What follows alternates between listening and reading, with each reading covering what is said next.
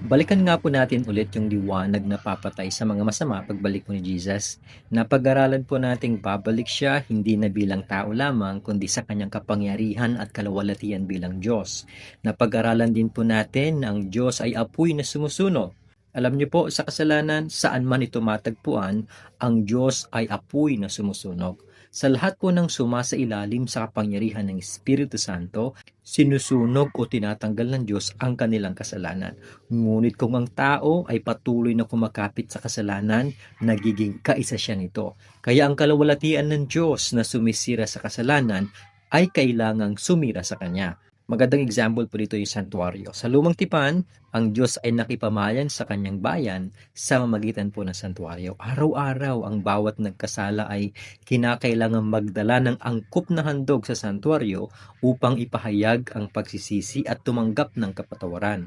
Isang beses naman po sa isang taon, sa araw ng pagtubos, ang buong santuario ay nililinis. Ang sino man pong hindi nagpakumbaba at hindi nagsisi sa araw na iyon ay pinuputol mula sa bayan ng Diyos at nahaharap sa kanyang hatol. Mas lalawakan po natin yan next time.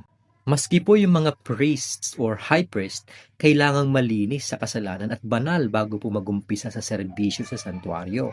7 araw silang ibubukod at itatalaga. Huhugasan sila, dadamtan ng mga banal na kasuotan, at may turong papatayin para sa kanilang kasalanan. Meron pang 2 lalaking tupang papatayin. Isa ay handog na susunugin, ang isa ay sa pagtatalaga. Iba pa po yung araw at gabi na handog na susunugin at paghuhugas ng kamay at paa bawat bago pumasok sa santuario. Lahat po yan ay para sa kanilang kapatawaran, kabanalan at dedikasyon. Subukan po nilang pumasok sa santuario na marumi ay tiyak na mamamatay sila. Isang araw, pumasok doon sina Nadab at Abihu, mga paring anak po ni Aaron, at naghandog ng ibang apoy na hindi inutos sa kanila. Pumasok po silang lasing.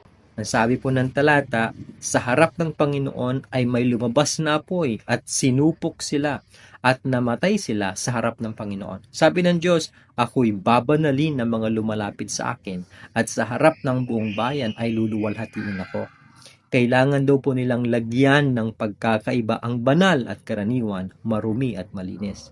At hindi pa rin po nagbabago ang Diyos. Siya pa rin yung Diyos na banal na nire-require ang kabanalan. Sabi ni Pedro sa 1 Peter chapter 1:15-16, ngunit yamang banal ang sa inyo'y tumawag, ay magpakabanal naman kayo sa lahat ng paraan ng pamumuhay, sapagkat nasusulat, kayo'y magpakabanal sapagkat ako'y banal. Alam niyo po ba, as Christians, tayo pa rin ay lahing hinirang.